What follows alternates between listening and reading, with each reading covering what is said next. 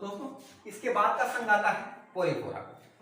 अब इसके बाद के जितने भी संघ आएंगे यानी संघ प्रोटोजोआ के बाद जितने भी संघ आएंगे वह सारे संघ क्या होते हैं, बहुकोष्ठीय हैं। क्या है, बहुकोष्ठीय। लेकिन इसमें इसके लक्षण क्या क्या है संघ पोरीफोरा के, तो इसमें देखते हैं। इसमें पहला जो इसका पॉइंट आएगा उसको देखेंगे। इस संघ के सभी जंतु जो होते हैं कैसे कहां पाए जाते हैं, खारे पानी में। कहां पाए जाते हैं, खारे पानी में। तो कह सकते हैं कि ज्यादातर इसमें समुद्री जीव आते हैं। कौन से जीव आते हैं, समुद्री, क्योंकि समुद्री जीव कैसे रहे, समुद्र का पानी कैसा होता है, खारा होता है।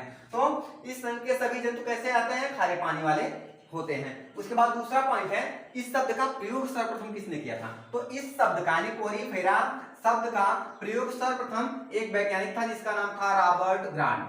क्या नाम था, रॉबर्ट ग्रांट नाम था। तो इस संघ का सर्वप्रथम प्रयोग रॉबर्ट ग्रांट नामक वैज्ञानिक ने सन 1825 ईस्वी में 1825 ईस्वी में। तो पोरीफोरा शब्द का प्रयोग सर्वप्रथम रॉबर्ट ग्रांट नामक वैज्ञानिक ने किया था और उसका सन क्या था, 1825 ईस्वी था। उसके बाद तीसरा पॉइंट क्या आता है कि यह कैसे होते हैं, बहुकोष्ठीय होते हैं। कैसे होते हैं, बहुकोष्ठीय होते हैं। लेकिन बहुकोष्ठीय होने के साथ साथ जो होते हैं यह नियमित ऊतकों का निर्माण नहीं कर पाते हैं। यानी इनमें एक ही प्रकार के ऊतकों का निर्माण नहीं होता, एक ही प्रकार के कोशिकाओं का निर्माण नहीं होता है। तो एक ही प्रकार के जब कोशिकाएं, क्या नाम से इसको कहा जाता है कि जब कोशिकाओं के समूह को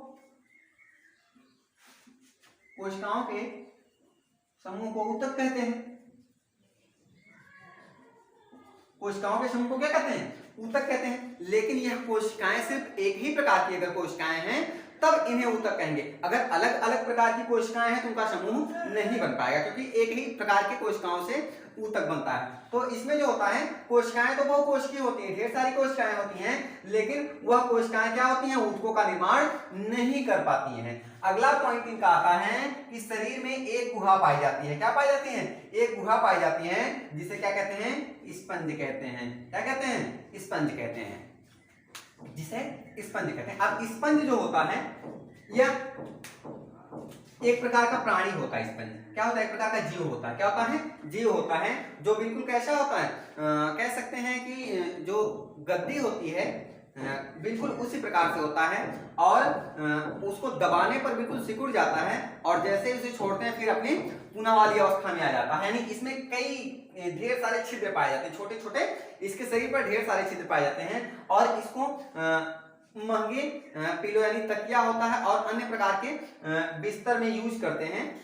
जैसे इसको पहले या समुद्र में कहाँ पाया था, हमने पहले ही बता दिया था कि यह समुद्री जो होते हैं समुद्र में पाए जाते हैं। तो समुद्र से निकालकर इन्हें सुखाया जाता है। क्या कहता है, सुखाया जाता है। फिर सुखाने के बाद इसे इसमें कुछ क्रिया करते हैं और क्रिया करने के बाद इसे मार्केट में बेच देते हैं और यह महंगे दामों पर मार्केट में उपलब्ध होता है। अब इसमें एग्जाम्पल जैसे आता है, जो अगला पॉइंट है, शरीर पर अनेक छिद्र पाए जाते हैं, तो यही बता दिए हैं। अब इसमें एग्जांपल आपको साइकन आ जाएगा, मायोनिया आ जाएगा और स्पंज जो होता है अक्सर पूछ लेता है कि संघ पोरीफोरा में कौन से जीव आते हैं। तो सबसे इंपॉर्टेंट जीव जो होता है स्पंज होता है। क्या होता है, स्पंज होता है। इसके बाद का जो क्या नाम से देखते हैं, संघ देखते हैं। इसके बाद का जो संघ है वो सीलेंट्रेटा है। क्या है, सीलेंट्रेटा है। और इस संघ का जो दूसरा नाम है उसे निडेरिया कहते हैं। क्या कहते हैं, निडेरिया कहते हैं। तो इस संघ को निडेरिया भी कहा जाता है। क्या कहा जाता है, निडेरिया कहा जाता है। अब अगले पॉइंट में देखते हैं, मुख के चारों तरफ धागे की तरह कुछ संरचनाएं पाई जाती हैं। क्या पाई जाती हैं, इसके मुख के चारों तरफ